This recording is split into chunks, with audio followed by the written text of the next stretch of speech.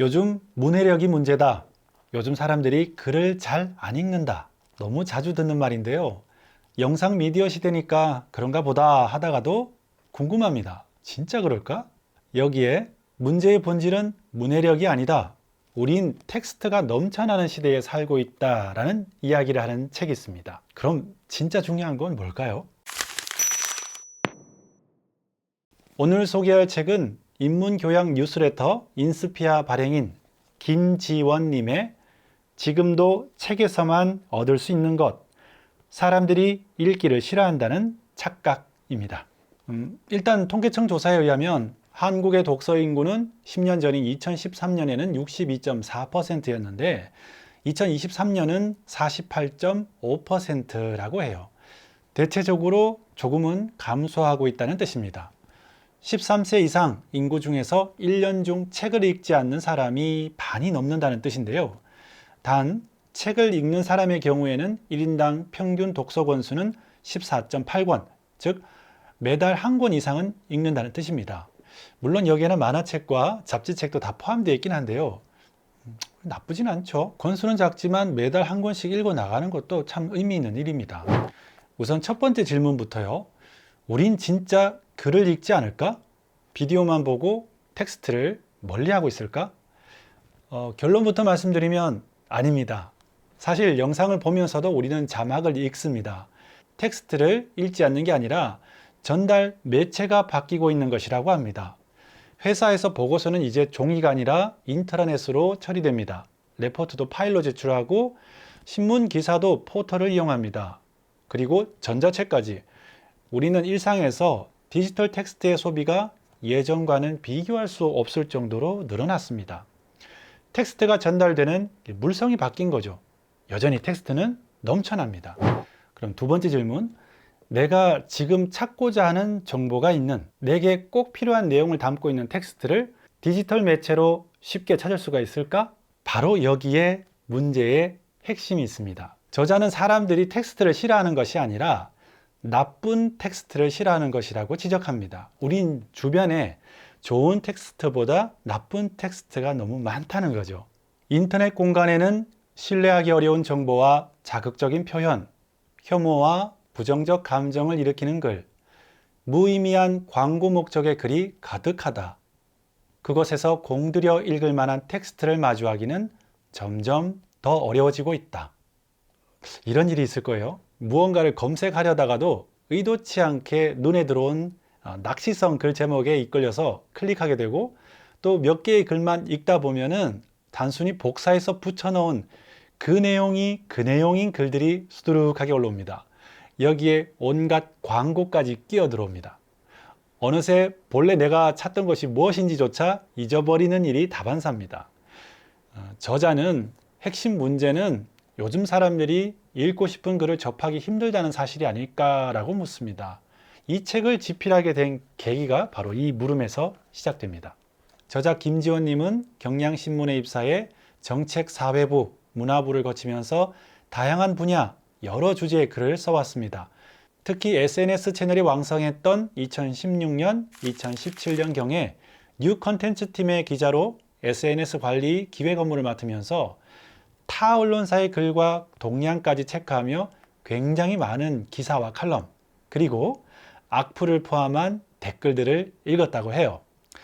내가 정말 좋다고 느낀 기사와 칼럼은 역시나 독자들의 호응도 좋았다고 합니다.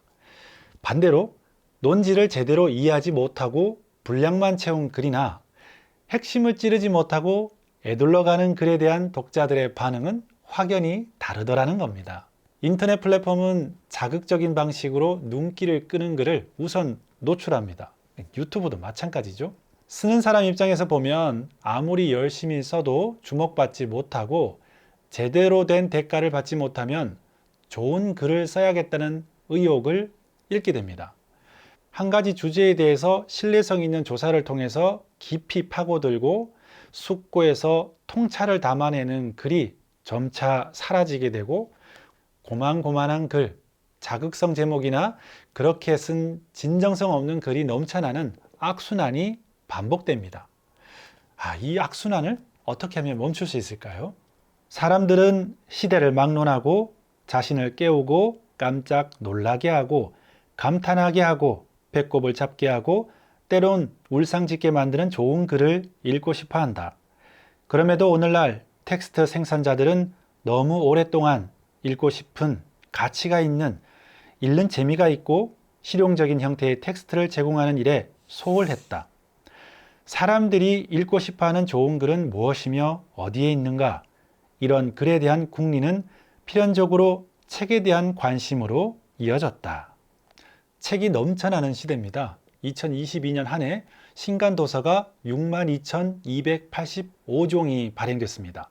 한국출판문화산업진흥원 통계에 따르면 8만 종, 매일 약 170권이 넘는 신간도서가 발행되고 있는데요. 이 책을 다 어떻게 읽겠어요? 그러니까 어떤 책을 고르느냐 하는 문제가 중요해집니다. 무엇을 어떻게 읽을지 스스로 판단하는 능력이 필요한 거죠. 또 한 가지, 문해력이란 말이 유행어가 되고 있습니다. 저자는 문해력을 둘러싼 국내 풍경이 능력을 위한 독서, 독서를 위한 독서를 강권하는 모습과 다르지 않다고 말합니다. 학생들에겐 성적과 입시를 위한 키워드가 되어버렸습니다. 문해력이란 텍스트를 이해하는 능력이란 뜻이지만 왜 책을 읽는가라는 본질적인 질문에서 해석하면 우리가 살아가며 부딪히게 될 문제를 해결해 나가는 통찰력이라고 할 수 있습니다.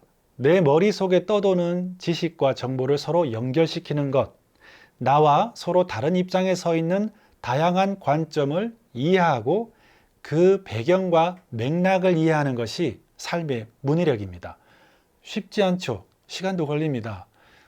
때문에 스낵 같은 짧은 글이나 그렇다고 하던데 같은 주워들은 이야기가 아니라 하나의 주제를 다양한 관점에서 탐구하고 긴 호흡으로 쓴 글이 문해력을 키우는데 더 큰 도움이 될 겁니다.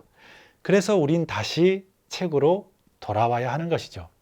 이 장에서는 책은 무엇이다 라는 제목의 6가지 주제가 있습니다.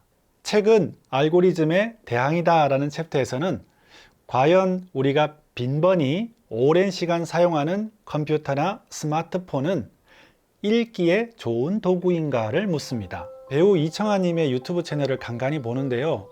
책을 소개하고 낭독하는 모습이 참 좋더라고요. 이청아님이 문해지 리터와 인터뷰에서 종이책을 왜 읽느냐라는 질문에 광고 없이 글을 읽을 수 있어서 라고 답했다고 합니다. 맞아요. 인터넷은 알고리즘과 광고라는 유혹이 함정처럼 있죠. 저자는 디지털 환경의 이런 무한한 접속 가능성이 오히려 몰입의 순간을 방해하기 쉽다고 지적합니다. 또 하나 꼭 소개해드리고 싶은 챕터는 책은 원산지가 표시된 정보다입니다. 가치 있는 텍스트란 무엇인가 라는 기준에는 신뢰도와 영향력이 핵심입니다. 그 텍스트가 믿을 수 있어야 하죠. 또 영향력이 크다는 건 인용이 많이 되었다는 뜻입니다. 많은 사람들에 의해서 그 가치가 검증받았다는 의미죠.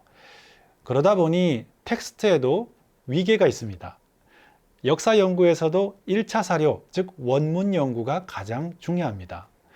인터넷의 위키, 블로그, 기사의 출처를 찾아가다 보면 결국에는 책, 논문 같은 1차 자료로 귀결됩니다. 요즘 AI가 업무 효율을 위해서 필수인 것처럼 소개되지만 적어도 텍스트의 신뢰도로 보면은 아직은 저급입니다. 3장은 도구로서의 책 읽기라는 주제인데요. 도구라는 말처럼 책 읽기 자체가 목적이 아니라 책 너머에 가기 위한 도구라는 뜻이겠죠. 저자는 독서의 중압감을 벗자고 말합니다. 산무, 부담 없이 중심 없이 대책 없이 읽자고 하는데요. 저자는 이를 해찰하는 독서라고 말해요. 해찰이란 이것저것 부질없이 막 찝쩍거려 놓는 상태를 말하거든요. 집중하지 않고 쓸데없는 짓을 한다는 뜻인데 이게 결코 좋은 뜻은 아니죠. 그런데 여기에는 집착을 내려놓는다는 의미도 있습니다. 목적지를 향해 가다가 무심코 길에 핀 들꽃을 보게 되는 경험, 또 무심코 서점에 들렀다가 문득 눈에 띄는 책을 펼쳐보는 것, 그 속에서 새로운 세계를 만나는 경험, 이런 경험들이 쌓이다 보면 평소 보던 것도 달리 보이고 보지 못했던 것도 보이기 시작합니다. 그러고 보면 기웃기웃거리듯 해찰하면서 읽는다는 말에는 새로운 시야를 얻을 수 있도록, 나의 막힌 생각에 어떤 물꼬를 틀 수 있도록 내 안에 꽉 막혀 있는 집착을 좀 비우자는 의미가 있겠네요. 저는 고민이 있으면 서점에 가요. 책이 진열된 책숲 사이를 산책하듯이 걷습니다. 이 문제를 해결할 열쇠가 어느 책에는 꼭 있을 것이고 그 책은 반드시 내 앞에 나타날 거라고 마음속으로 주문을 걸죠. 그러다가 문득 눈에 들어오는 책을 펼쳐서 읽습니다. 답을 찾는 제 마음과 답을 주려는 책의 마음이 딱 주파수가 맞아떨어지는 순간이라고 저는 생각하거든요. 김지원 님도 이런 얘기를 하시더라고요. 나만의 막연한 질문을 지닌 채 마치 스웨터에 도깨비 바늘 붙듯 어떤 책이 내게 붙기를 기대하며 부지런히 걸어다니는 쪽이 좀 더 맞는 표현일지도 모르겠다. 그럼에도 내가 이런 식의 책 찾기를 의도적이라는 수식어를 붙이는 이유는 내 안에 풀리지 않는 질문을 철저히 의식하며 그것에 대한 답 혹은 이야깃거리를 찾겠다는 각오로 안테나를 세운 채 책 속을 탐험하기 때문이다.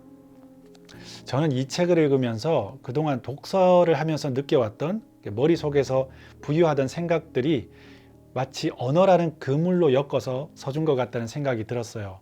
이 책의 마지막 마침표까지 저는 무심코 지나칠 수 있는 부분이 없었습니다. 저자는 책은 자신이라는 비좁은 세계를 뚫고 나갈 수 있도록 해주는 도구다. 책은 단단하게 굳어져 버린 나의 껍질을 깨고 그 사이로 맵고 신선한 바람을 불어넣는다. 책을 다양하게 함부로 읽을수록 나를 둘러싼 껍질은 더 자주 깨진다. 단, 책이 나의 껍질을 깨는 계기가 되려면 어느 정도 절박한 읽기 태도가 필요하다라고 말합니다. 종이가 아닌 전자책, SNS 등 우리가 소통하는 도구들이 바뀌었습니다. 종이책이 사라지진 않겠지만 종이의 전성기로 돌아갈 가능성은 희박하죠. 그럼에도 종이책은 어떤 의미가 있을까요? 책의 마지막 문단을 낭독하면서 오늘 서평을 마치겠습니다.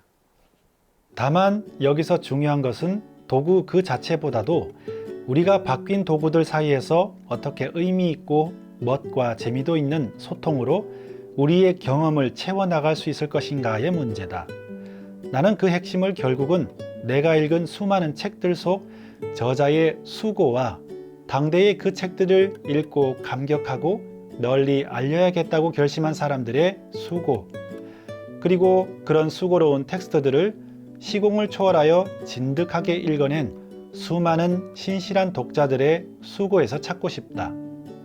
그 고갱이를 존중하고 또 지켜나갈 수 있다면 미래에도 꼭 종이책이 아니더라도 어떤 형태로든 계속 의미 있는 소통을 해갈 수 있을 것이다. 반대로 아무리 번쩍한 기술이 우리 앞에 놓여 있어도 그런 많은 수고 없이 매끈하게 모든 것이 자동으로 가능해질 것이라는 말을 나는 도무지 믿고 싶지 않다. 이 때문에 나는 아직까지 우리가 종이책에 대한 이야기를 당연히 해야 한다고 생각한다.